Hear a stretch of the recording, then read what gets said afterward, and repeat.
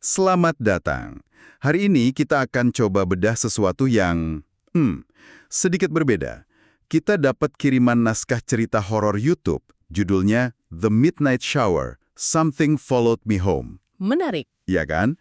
Nah, misi kita kali ini bukan buat nakut-nakutin Anda, tapi justru sebaliknya. Kita mau bongkar mesin di balik cerita ini. Melihat anatominya ya. Tepat. Kenapa narasi kayak gini tuh efektif banget? Gimana penulisnya bisa membangun rasa takut lapis demi lapis dari hal yang biasa banget? Semuanya berawal dari satu larangan yang mungkin kita semua pernah dengar. Jangan mandi tengah malam. Itu dia. Dan mesin itu menurut saya menarik sekali, karena bahan bakarnya itu hal yang kita semua kenal. Cerita ini nggak pakai monster aneh atau mitologi yang rumit. Betul. Cuma ngambil kegiatan sehari-hari, mandi, terus diubah jadi sumber teror. Yang akan kita analisis ini kerajinannya. Gimana penulis bermain dengan ketakutan universal. Seperti perasaan diawasi gitu ya? Perasaan diawasi, terus konsekuensi kalau melanggar aturan tak tertulis. Dan ya, gagasan yang paling bikin merinding, bahwa sesuatu bisa ngikutin kita pulang ke tempat yang seharusnya paling aman. Oke, mari kita mulai dari fondasinya. Cerita ini dibuka dengan kalimat dari si tante, kalau bisa, jangan mandi lewat jam 12 malam. Nah, itu dia. Larangan ini rasanya kayak kail yang sengaja dipasang di awal banget ya kan? Itu teknik penceritaan klasik, sering disebut pistol Chekhov. Kalau di babak pertama Anda nunjukin ada pistol di atas meja, di babak berikutnya, pistol itu harus meletus. Oh, oke. Di sini, pistolnya itu ya larangan mandi itu. Penulisnya secara gamblang bilang ke kita, perhatian ini penting. Jadi, kita sebagai penonton langsung tahu, ini aturan pasti bakal dilanggar. Dan ketegangan pertama langsung tercipta dari situ. Dari antisipasi kita sendiri. Yang menarik juga, reaksi si narator. Dia nggak langsung takut, malah skeptis. Iya ya. Dia sempat bercanda, kalau mandi tengah malam, paling masuk angin. Reaksi ini penting banget ya kayaknya. Bikin karakternya terasa nyata. Penting sekali. Karena kalau naratornya langsung percaya, kita yang logis mungkin mikir, ini orangnya penakut. Bener juga. Tapi karena dia ragu, dia itu jadi kayak suara logika kita. Kita jadi ikut ragu bareng dia. Tapi disinilah penulisnya pinter banget. Gimana tuh? Tantenya nggak ikut ketawa. Dia cuma jawab pelan, bukan soal angin. Kadang ada yang ikut. Satu kalimat itu, nadanya serius, dan langsung menghancurkan suasana santai tadi. Dari nasihat kesehatan biasa, jadi peringatan supernatural ya. Tepat sekali. Dan latarnya juga mendukung banget. Rumah tua, besar, jauh dari keramaian, panggung horor yang paling klasik. Tentu, isolasi fisik itu kan memperkuat isolasi psikologis. Di tempat kayak gitu, suara aneh nggak bisa gampang dibilang dari tetangga atau dari jalan. Jadi cuma ada kita dan imajinasi kita sendiri. Dan imajinasi seringkali jauh lebih menakutkan dari monster manapun. Nah, tentu saja, aturan dibuat untuk dilanggar kan? Dan di sini naratornya nggak nunggu lama. Tapi yang bikin saya tertarik itu alasannya. Iya, dia mandi jam 4.77 bukan karena mau nantang, tapi karena alasan yang praktis banget. Hari panas, badan lengket, kepala pusing. Ini terasa manusiawi. Dan kata manusiawi itu kuncinya. Penulis naskah ini cerdas. Dia nggak mau kita mikir, dasar nekat cari gara-gara. Dia mau kita bersimpati ya. Dia mau kita mikir, kalau aku di posisi dia, mungkin aku juga bakal mandi. Jadi kita nggak ngejudge karakternya. Kita ada di pihaknya saat dia melangkah masuk ke dalam bahaya. Sebelum teror utamanya datang, penulis juga naburin detail-detail kecil yang efektif. Kamar mandinya di belakang, dekat dapur. Lampunya redup. Ventilasinya juga menghadap halaman yang gelap gulita. Iya. Rasanya setiap detail itu dipilih untuk meningkatkan rasa rentan. Tepat sekali. Kamar mandi itu sendiri kan secara psikologis ruang yang rentan. Kita sendirian, nggak berpakaian, perhatian kita terbagi. Benar. Dengan menempatkannya jauh dari kamar tidur utama dan menghadap kegelapan, penulis secara efektif menciptakan pulau isolasi di dalam rumah yang udah terisolasi. Jadi pas naratornya nutup pintu dan naskah bilang suasana langsung terasa beda, kita sebagai penonton beneran bisa ngerasain itu. Panggungnya sudah siap. Nah, disinilah penulisnya mulai memasak rasa takutnya. Saya perhatiin polanya nggak langsung ada hantu nongol. Bertahap banget. Pelan-pelan ya. Awalnya cuma perasaan diawasi kan? Belum ada bukti apa-apa, cuma intuisi. Betul, ini seperti naikin volume audio pelan-pelan. Dimulai dari yang paling internal dan nggak bisa dibuktiin, intuisi. Biar kita ikut ragu juga, ini beneran atau cuma parno? Persis, Tita dibuat gelisah bersamanya. Lalu levelnya naik, jadi suara. Bunyi krek, krek, seperti kuku menggores pintu kayu. Ini udah lebih nyata. Sudah ada bukti auditori. Tapi yang bikin merinding, suaranya itu berhenti pas naratornya berhenti gerak. Itu kan langsung nunjukin ini bukan suara biasa. Itu momen krusial. Gangguan acak berubah jadi entitas yang sadar. Suara itu merespons tindakannya. Ada kecerdasan di baliknya. Ketakutannya jadi interaktif. Betul. Dan interaksinya makin juaf dengan 3 ketukan di pintu.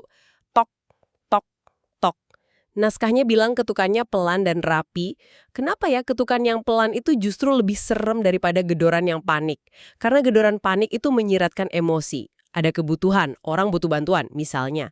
Tapi ketukan yang pelan, rapi, terukur, itu dingin. Nggak emosional. Sama sekali. Itu bukan permintaan untuk masuk. Itu sebuah pernyataan, aku di sini. Aku tahu kamu di dalam. Keteraturannya menunjukkan kontrol dan niat.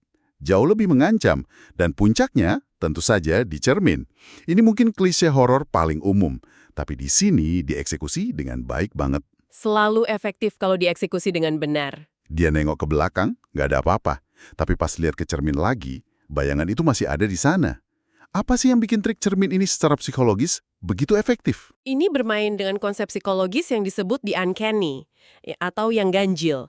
Cermin itu seharusnya jadi refleksi realitas yang bisa kita percaya. Cermin nggak boleh bohong. Nah, ketika cermin berbohong, menunjukkan sesuatu yang seharusnya nggak ada, itu menghancurkan persepsi kita tentang apa yang nyata. Rasanya kayak hukum fisika dilanggar di depan mata kita. Masuk akal? Ditambah lagi ada ketakutan primordial tentang doppelganger atau kembaran, sosok yang mirip kita tapi bukan kita. Dan deskripsi bayangannya tinggi dan menunduk. Itu penyusup di ruang paling privat. Dan yang paling parah, bayangannya baru gerak setelah si narator bilang, aku nggak ganggu. Nah itu dia. Itu menyiratkan satu hal lagi. Benda ini mendengar, mengerti, dan merespon. Setelah adegan cermin itu, dia berhasil lari ke kamar. Kunci pintu, naik kasur, tarik selimut. Di titik ini, kita mungkin ngerasa sedikit lega. Harusnya aman dong. Harusnya. Tapi ternyata terornya justru baru mau dimulai. Dan serangannya lebih ke mental. Betul sekali, penulis nggak membiarkan ketegangan turun. Rasa aman di kamar itu cuma ilusi sesaat. Lalu terdengar langkah kaki di luar, pelan dan berat. Dan nggak terburu-buru. Ritme langkah itu menunjukkan kepercayaan diri. Sosok ini nggak lagi ngejar, tapi menguntit. Dia tahu persis targetnya di mana. Lalu datang bagian yang menurut saya paling jenius dari keseluruhan naskah ini. Yang suara itu ya. Iya, ada suara serak dari balik pintu yang niruin ucapannya sendiri di kamar mandi tadi. Siapa di luar? Momen yang bikin bulu kuduk berdiri. Benar-benar mengubah segalanya. Kenapa peniruan suara ini jadi senjata horor yang begitu kuat? Karena itu adalah bentuk pelanggaran psikologis yang paling dalam. Suara kita itu kan bagian inti dari identitas kita. Betul. Ketika sesuatu yang asing dan jahat memakai kata-kata ketakutan kita, rasanya seperti mereka udah nyuri sebagian dari diri kita. Ancamannya jadi nggak eksternal lagi, rasanya udah masuk ke dalam kepala. Jadi bukan lagi soal penampakan pasif. Bukan lagi, ini sudah menjadi predator psikologis yang cerdas, sadis, dan lagi main-main sama mangsanya. Jadi ancaman fisiknya mungkin bisa diatasi dengan kunci pintu. Tapi ancaman psikologis semacam ini nggak bisa dihindari. Tepat. Itu juga memunculkan pertanyaan yang mengerikan. Apa rasanya kalau ketakutan terbesarmu diucapkan kembali oleh sumber ketakutan itu sendiri? Itu artinya ketakutan kita nggak cuma diketahui. Tapi juga dipelajari dan dipakai sebagai senjata untuk melawan kita. Entitas ini bukan lagi hantu, tapi seorang teroris psikologis. Keesokan paginya, ada adegan dengan si tante yang mengonfirmasi segalanya. Dia bilang, mandi tengah malam di rumah itu seperti membuka pintu, memberikan semacam aturan main supernaturalnya ya. Iya. Tapi yang ngeri, ceritanya nggak berhenti di situ.